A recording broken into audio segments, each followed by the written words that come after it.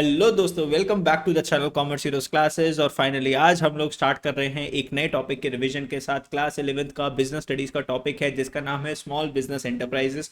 बहुत अच्छा टॉपिक है, बहुत इंपॉर्टेंट टॉपिक है। ध्यान से करना है आप लोगों को, इस टॉपिक को अच्छे नंबर लाने हैं। ध्यान से देखना, वीडियो को एंड तक देखा करो। वीडियो नलायको 40 मिनट 40-45 मिनट्स की वीडियो होती है, उसको भी ध्यान से नहीं देखते हो, ठीक है। वन शॉर्ट रिवीजन वीडियो, जल्दी से फटाफट से टॉपिक्स को रिवाइज करते हैं।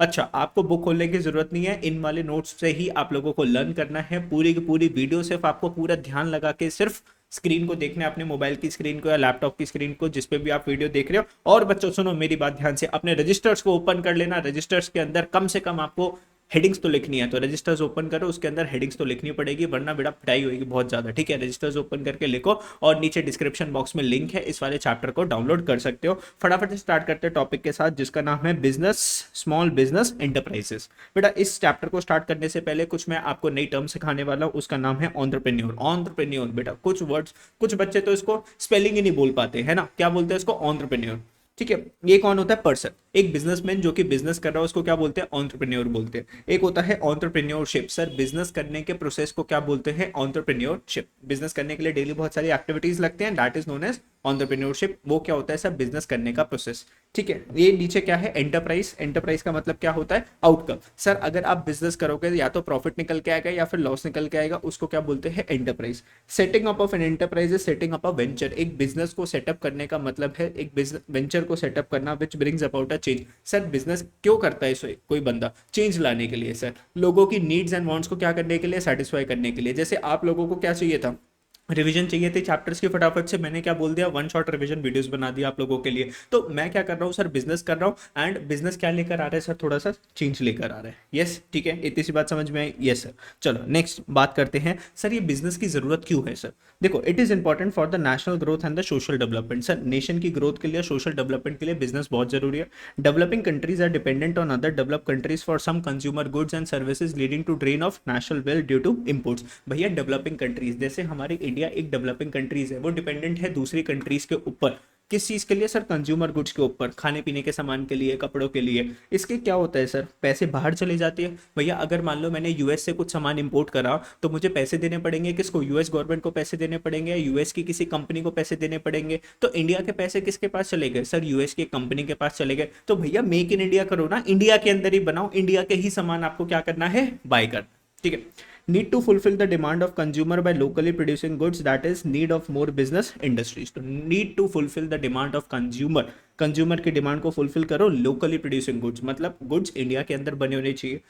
Produce import substitute goods. Sir import substitute goods मतलब जो गुड्स हम बाहर से मंगवाते हैं ना, उनको क्या बोलते हैं हम लोग? इंपोर्ट बोलते हैं। उनका ही जैसा सामान इंडिया के अंदर बनाओ, ताकि लोग बाग बाहर से इंपोर्ट करना छोड़ दे। मान लो लोग बाग बाहर से एप्पल का आईफोन बहुत आता है सर, इंडिया के अंदर लोग बाग वो एप्पल का मोबाइल बहुत परचेज करते हैं। सर उसकी जैसी क्वालिटी का प्रोडक्ट इंडिया के अंदर बनाओ, ताकि लोग बाग उस एप्पल के मोबाइल को इंपोर्ट करना बंद कर दे।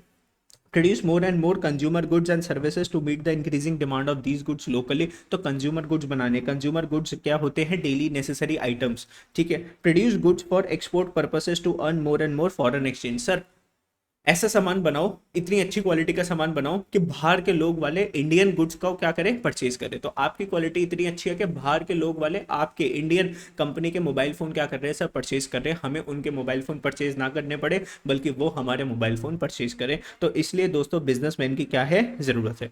अगर आपने अभी सोशल रिस्पॉन्सिबिलिटी वाला चैप्टर रिवाइज नहीं कराना, तो यहाँ पर देखो आई बटन आ रहा होगा, वहां से आप लोग सोशल रिस्पॉन्सिबिलिटी वाला टॉपिक भी रिवाइज कर सकते हो। नेक्स्ट बेटा इस टॉपिक में अंदर नीड फॉर एंटरप्रेन्योरशिप, बिजनेस की जरूरत क्यों है? What is the need for entrepreneurship? सबसे पहले sir these are the life line of the nation. Sir पूरा नेशन जो है उसकी जो डेवलपमेंट है वो किसके ऊपर डिपेंडेंट है सर? बिजनेसमैन के ऊपर डिपेंडेंट है।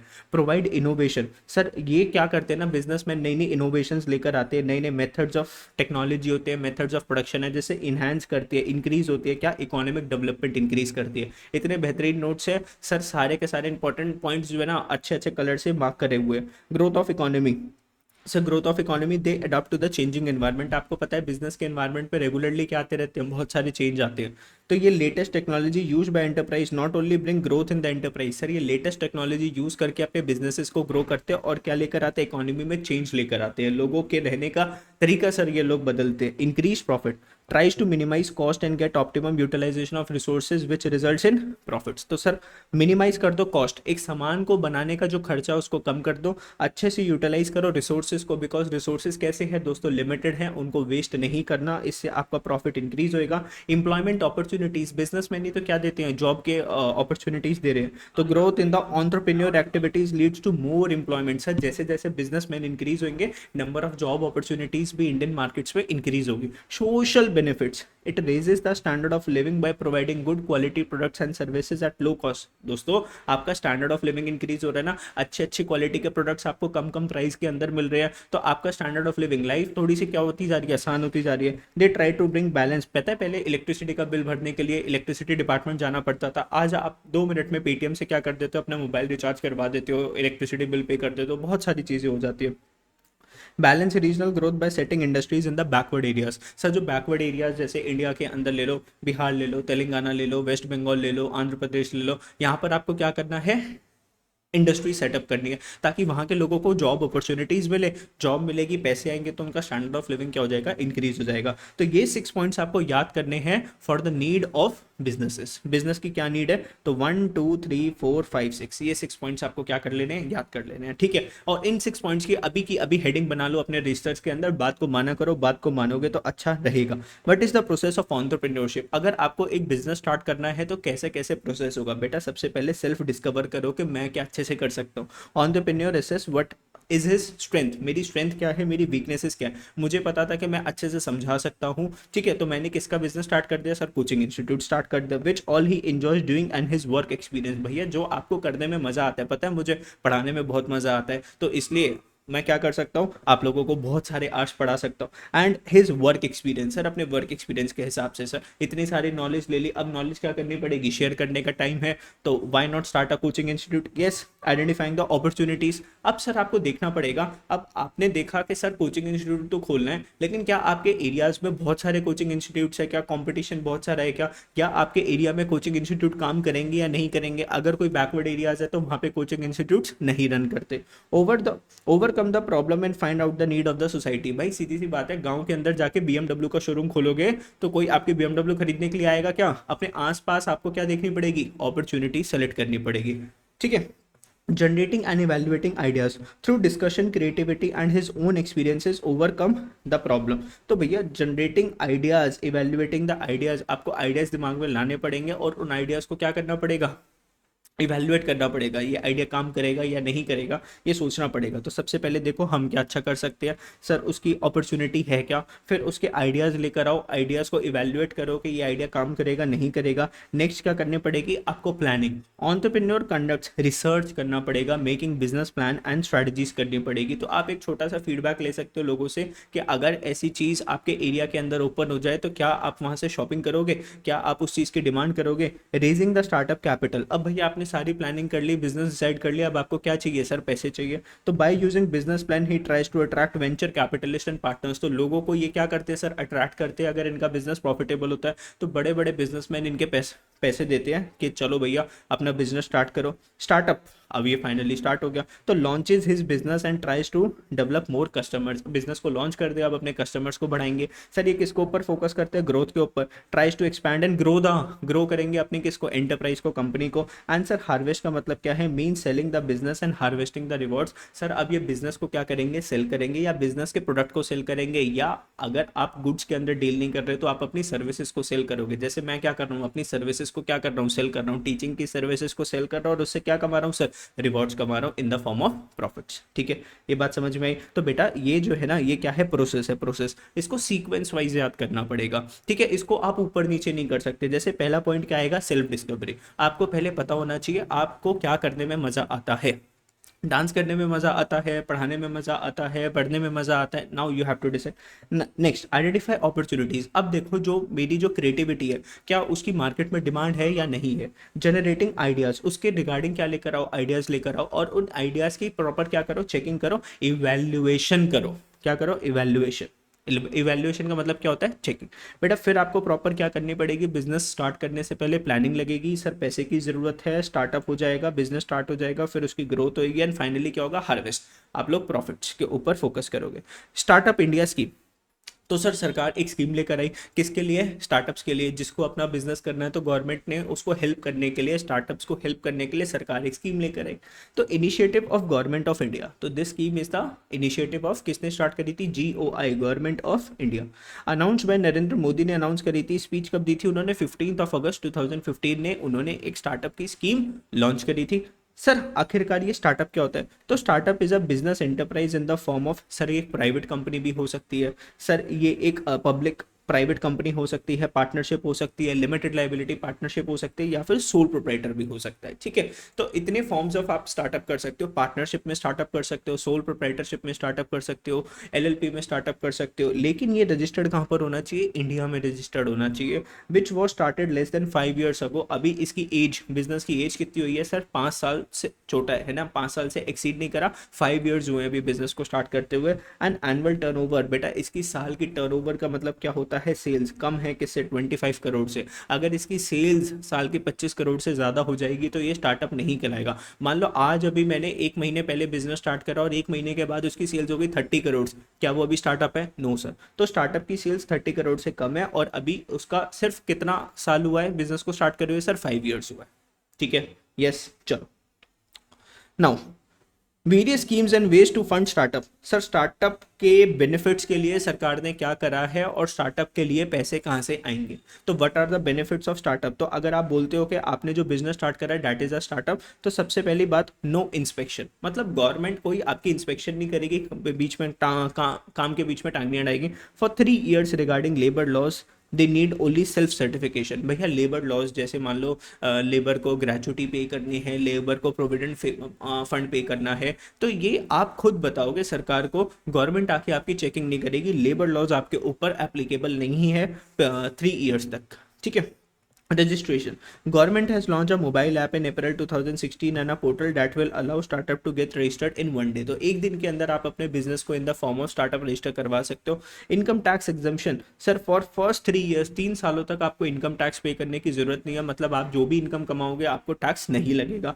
कैपिटल गेन टैक्स एग्जम्पशन, बेटा कैपिटल गेन टैक्स होता है, ये लगता है आपकी प्रॉपर्टीज के ऊपर, बिल्डिंग्स के ऊपर, गोल्ड के ऊपर। जैसे मान लो आपने एक बिल्डिंग परचेज करी, बिल्डिंग आपने परचेज करी 2001 के अंदर, कब परचेज करी? 2001 में बिल्डिंग परचेज करी 1 करोड़ की। 2023 के अंदर बिल्डिंग आपकी हो गई 100 करोड़ की, आपने उसको सेल कर दिया तो 99 करोड़ का क्या है आपके पास? प्रॉफिट आया। तो इस 99 करोड़ के प्रॉफिट पे आपको कैपिटल गेन टैक्स पे करना पड़ेगा। क्या पे करना पड़ेगा? कैपिटल गेन टैक्स पे करना पड़ेगा। तो बेटा आपको टैक्स पे करने की जरूरत नहीं है, सिर्फ 3 सालों तक। ये कितने साल के लिए एप्लीकेबल है? 3 years तक। जैसे मान लो आपने 2021 में एक प्रॉपर्टी खरीदी 10 लाख की और 2023 में वो आपने सेल कर दी 50 लाख की, तो बेटा आपने कितने पैसे कमाए? 40 लाख रुपए। क्या आपके स्टार्टअप को अभी 3 साल हो गए? नहीं सर, 3 साल 2024 में कंप्लीट होंगे, तो अभी आपको 40 लाख के ऊपर टैक्स पे करने की जरूरत नहीं है, तो कैपिटल गेन टैक्स से आपको एग्जेम्पशन मिल जाती है। Benefit in patent and intellectual property, मान लो आपने एक पेटेंट बनाया, पेटेंट क्या होता है? नया इनोवेशन करा टेक्नोलॉजी के अंदर, तो बेटा उस पेटेंट को आपको रजिस्टर करवाना पड़ेगा गवर्नमेंट के पास, ताकि कोई और आपकी टेक्नोलॉजी को कॉपी ना कर दे।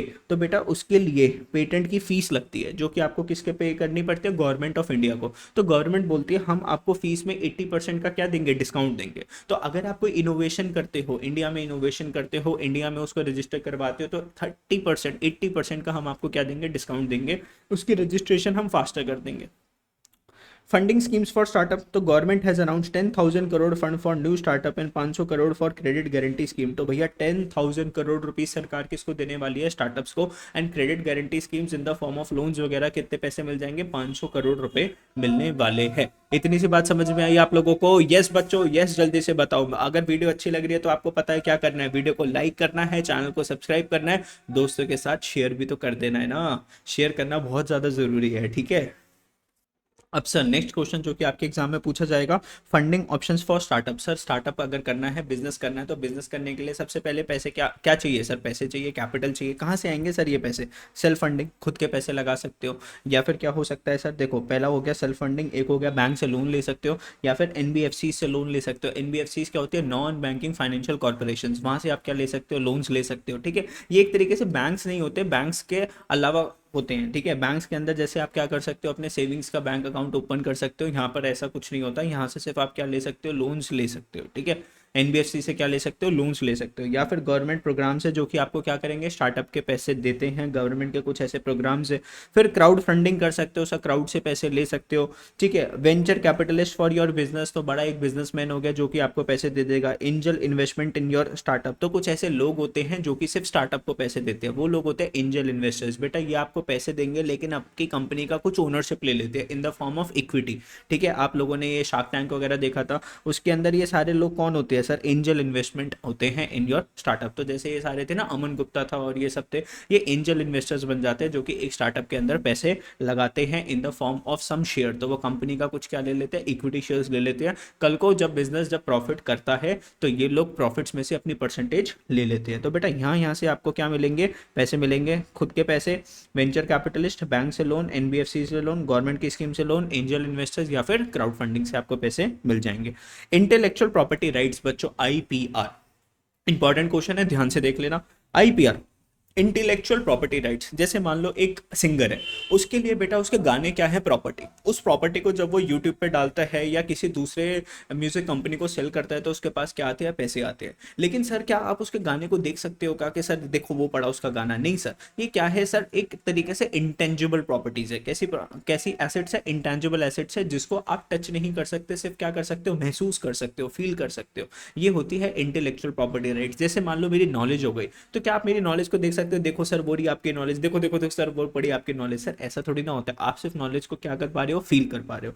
तो allow innovative entrepreneurs to protect their invention. Sir जो इनोवेटिव एंटरप्रेन्योर्स है ना, उन्होंने कुछ नया इनोवेशन करी सर। सबसे ज्यादा दिक्कत क्या होती है, कोई आपके इनोवेशन की कॉपी ना कर दे, बिकॉज इस इनोवेशन को करने में आपको बहुत समय लग गया और वो बंदा कॉपी करके फटाफट से क्या कर देगा, प्रोडक्ट को मार्केट में बेच देगा और कॉम्पिटिशन आ जाएगा। तो आपको हमेशा जब भी आप एक यूनिक इनोवेशन करते हो तो वो आपको रजिस्टर करवाना पड़ेगा गवर्नमेंट के पास। तो इंटेलेक्चुअल प्रॉपर्टी को आप डिवाइड कर सकते हो दो कैटेगरीज के अंदर। एक होती है इंडस्ट्रीज ने जो कर रखी है इंडस्ट्रियल प्रॉपर्टी, तो देखो विच इंक्लूड्स इन्वेंशंस, उन्होंने कोई पेटेंट्स करवाया, ट्रेडमार्क्स सर, इंडस्ट्रियल डिजाइन है सर, उनका लोगो हो गया सर, जोग्राफिकल इंडिकेशंस हो गई। तो बेटा ये सारा क्या है, इंडस्ट्रियल प्रॉपर्टी। पेटेंट्स मतलब कोई नई इनोवेशंस, ट्रेडमार्क मतलब ट्रेडमार्क क्या हो गया सर, उनका डिज़ाइन, जैसे नाइक का एक डिज़ाइन है सर, जेगुआर का एक डिज़ाइन है सर, प्यूमा का एक डिज़ाइन है, ठीक है, एप्पल का एक लोगो है वो डिज़ाइन है। तो सर ये सारा क्या है, इंडस्ट्रियल प्रॉपर्टी है, ठीक है। जैसे ही वो लोगो उस प्रोडक्ट के ऊपर लग जाता है, उस प्रोडक्ट की वैल्यू क्या हो जाती है दोस्तों, इंक्रीज हो जाती है। यस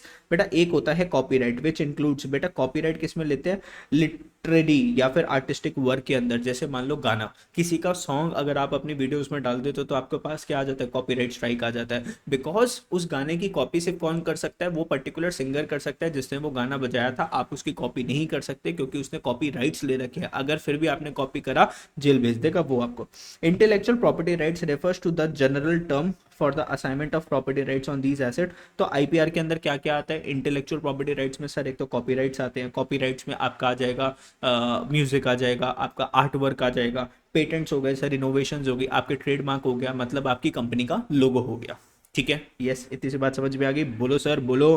बेटा ये वाला पॉइंट है, ये वाला चीज़ें इंपॉर्टेंट है, आपके एमसीक्यूज के अंदर पूछी जा सकती है। बेटा बात करते हैं मैन्युफैक्चरिंग सेक्टर। मान लो एक मैन्युफैक्चरिंग सेक्टर है, कब बोलेंगे वो, माइक्रो एंटरप्राइज। माइक्रो एंटरप्राइज होता है सबसे छोटा। तो मान लो एक बंदा मैन्युफैक्चरिंग करता है, कोई सामान बनाता है और उसने सिर्फ इन्वेस्टमेंट कहाँ तक की कर रखी है, 1 करोड़ तक की इन्वेस्टमेंट कर रखी है, उसको बोलेंगे माइक्रो एंटरप्राइज। सर अगर 1 करोड़ से ज्यादा लेकिन 10 करोड़ तक की इन्वेस्टमेंट है, मतलब 1 करोड़ से ज्यादा लेकिन सिर्फ और सिर्फ 10 करोड़ तक, 10 करोड़ से ज्यादा नहीं सिर्फ 10 करोड़ तक, उसको बोलेंगे स्मॉल एंटरप्राइज। और बेटा मोर देन 10 करोड़, 10 करोड़ से ज्यादा लेकिन मैक्सिमम 20 करोड़ तक, उसको क्या बोलेंगे, मीडियम एंटरप्राइज। क्या बोलेंगे, मीडियम एंटरप्राइज। तो माइक्रो मतलब बहुत छोटा, फिर स्मॉल और फिर मीडियम। और बेटा 20 करोड़ से ज्यादा वाले को क्या बोलेंगे, लार्ज एंटरप्राइज। क्या बोलेंगे, लार्ज एंटरप्राइज। सर्विस सेक्टर की अगर मैं बात करूं, सर्विस सेक्टर में अगर आपने 5 करोड़ तक पैसे लगा रखे, यू आर माइक्रो एंटरप्राइज। अगर आपने 5 करोड़ से ज्यादा लेकिन 50 करोड़ तक पैसे लगा रखे, यू आर स्मॉल एंटरप्राइज। लेकिन अगर आपने 50 करोड़ से ज्यादा पैसे लगा रखे हैं अप टू 100 करोड़, मैक्सिमम कितने, 100 करोड़ तक, तो आपका मीडियम एंटरप्राइज है। अगर 100 करोड़ से ज्यादा लगा रखे हैं तो लार्ज एंटरप्राइज हो जाएगा, ठीक है। इन लिमिट्स को आपको क्या करना पड़ेगा बच्चों, याद करना पड़ेगा, बिकॉज एमसीक्यूज में पूछे जा सकते हैं शैतानो। Okay sir, okay sir, yes. Next आगे, role of small business in socio economic development in India. Sir ये जो स्मॉल बिजनेसेस है ना, इंडिया के अंदर सबसे ज़्यादा मैक्सिमम परसेंटेज ना स्मॉल बिजनेस और माइक्रो बिजनेसेस की है। और बेटा सबसे ज़्यादा ये लोग क्या करते हैं, इंडियन इकोनॉमी को हेल्प करते हैं डेवलपमेंट के लिए, in the form of GDP ले लो, in the form of job opportunities ले लो। सबसे ज़्यादा जॉब्स पीपल स्मॉल इंटरप्राइजेस के अंदर करते हैं। तो सबसे पहली बात करते हैं आउटपुट जनरेशन, मतलब सामान बनाना।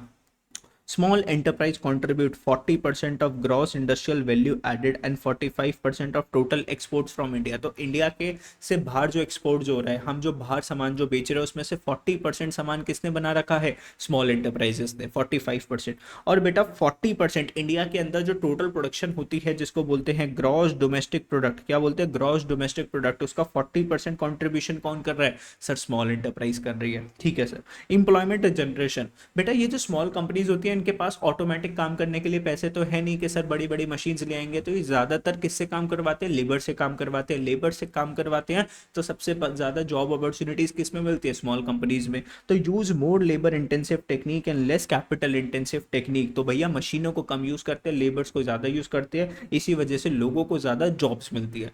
Balanced regional development, they can be widely spread without any locational constraints, thus contribute significantly to the balanced development of the country। बेटा छोटी छोटी कंपनीज है, कहीं पे भी ओपन हो सकती है। तो कोई कंपनीज मान लो दिल्ली में ओपन है, कोई बिहार में ओपन है, कोई वेस्ट बंगाल में ओपन है, कोई तेलंगाना में ओपन है, कोई आंध्र प्रदेश में ओपन है। तो बेटा ये क्या है, स्प्रेड है।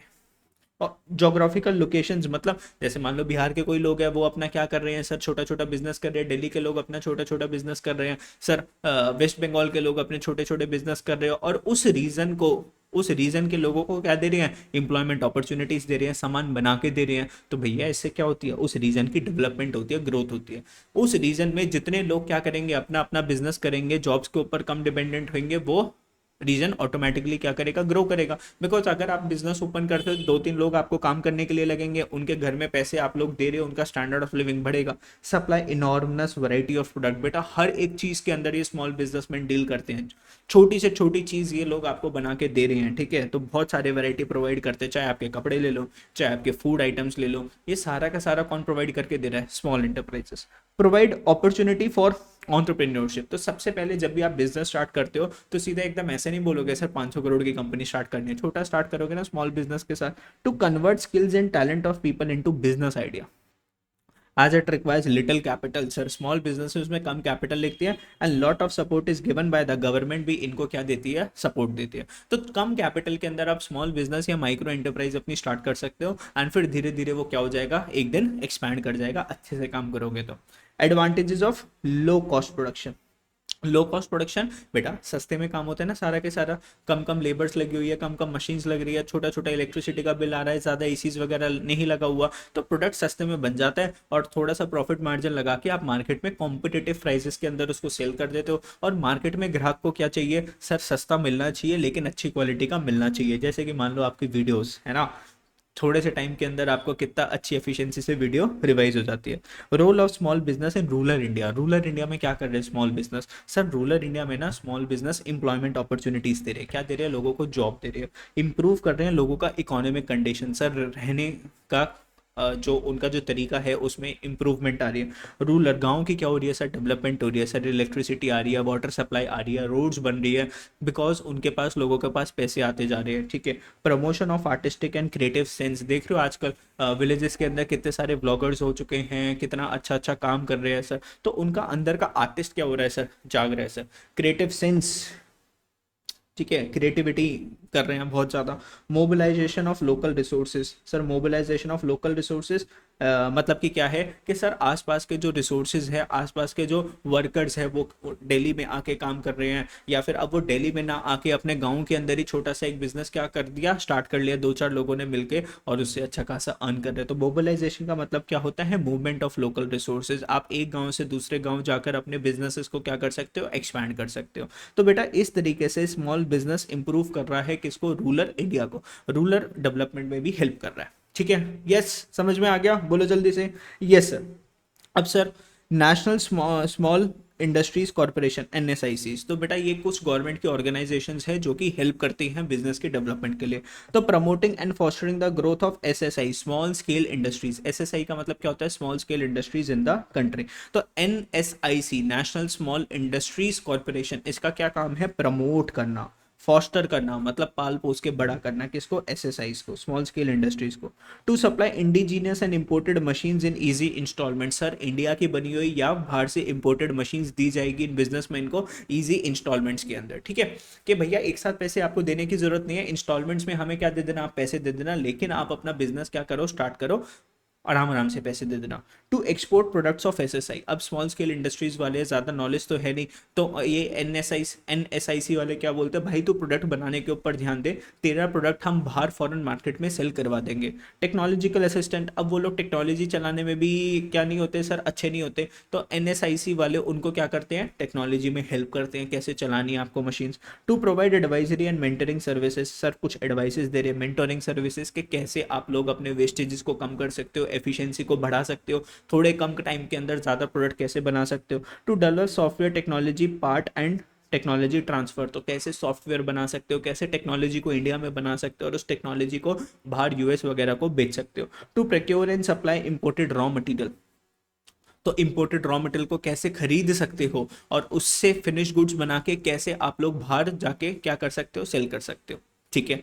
यस, ये सारा काम कौन करके देता है? NSIC। इंपॉर्टेंट है, ध्यान रख लेना। सर मैंने कुछ इंपॉर्टेंट पॉइंट्स बना दिए, जैसे technological assistance, export products of SSI, इतने अच्छे नोट्स बना रखिए ना कि आप लोगों को मज़ा आ जाएगा एकदम से पढ़ते के साथ ही और लर्न हो जाएगा। फिर बात करते हैं district industry center, DICs।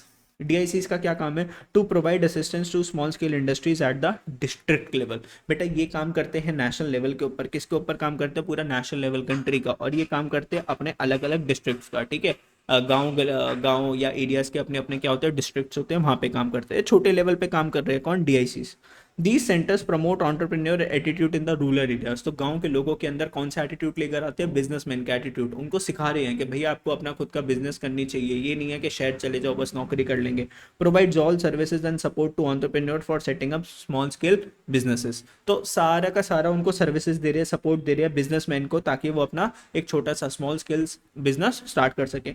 Identification of suitable schemes, उनको बताते हैं भैया इस स्कीम के अंदर सरकार आपको पैसे दे रही है, आप पैसे लेके अपना बिजनेस स्टार्ट कर सकते हो, उनको स्कीम्स के बारे में बताते हैं। फीजिबिलिटी रिपोर्ट क्या होती है? सर अगर जैसे मान लो मैं गांव के अंदर रहता हूं और मैं उनके पास गया DICs के पास अपना एक बिजनेस आइडिया लेके कि भाई देखो मैं ये चीज़ करना चाहता हूँ, वो मेरे को बताते हैं यार ये चीज़ आप नहीं कर सकते, यहाँ पे गाँव में ऐसी चीज़ चलेगी नहीं। मैंने उसको बोला कि सर आप मुझे पैसे दिलवा दो, मैं गाँव के अंदर एक BMW का शोरूम खोलूंगा, आप बस मेरे को क्या करवा दो, 15-20 करोड़ रुपए सरकार से दिलवा दो। वो बोलेंगे भैया तू खरीद भी लेगा तो भी तेरा क्या नहीं चलेगा सर? नहीं चलेगी सर ये BMW। सर गांव के अंदर सर आप डोमिनोज खोल दोगे, चलेगा क्या सर? डोमिनोज नहीं चलेगा sir. Arranging for credit, sir पैसों का जुगाड़ करवाना, पैसे दिलवाना, ये सब कौन करवा के दे रहा है? सर DICs करवा के दे रहा है, छोटे लेवल, डिस्ट्रिक्ट लेवल। गांव गांव के अंदर क्या खुले हुए? DICs खुले हुए हैं, जो कि गांव के एरिया, गांव के लोगों को, विलेजेस के पीपल को, रूरल एरियाज के पीपल को बिजनेस करने में क्या करते हैं? हेल्प करते हैं। ये बात समझ में आ गई सर आप लोगों को? Yes yes. तो इसी के साथ ये वाला टॉपिक आपका खत्म हो जाता है। 30 मिनट्स के अंदर मैंने आपका ये वाला चैप्टर पूरा का पूरा खत्म करवा दिया। अब बस आपको क्या कर लेना है? इसकी हेडिंग्स को याद कर लेना, अंदर के पॉइंट्स को एक बार दोबारा से रिवाइज कर लेना, और बेटा अगर आप लिख के देख लोगे ना तो बस मज़ा आ जाएगा। थोड़े टाइम के बाद मैं आपको इस चैनल पे केस स्टडीज भी करवा दूंगा। बस आपको क्या करना है? चैनल को सब्सक्राइब कर देना, कोई वीडियो मिस नहीं होनी चाहिए, और दोस्तों के साथ शेयर कर देना है, ठीक है? Bye bye, thank you for watching the video, bye bye.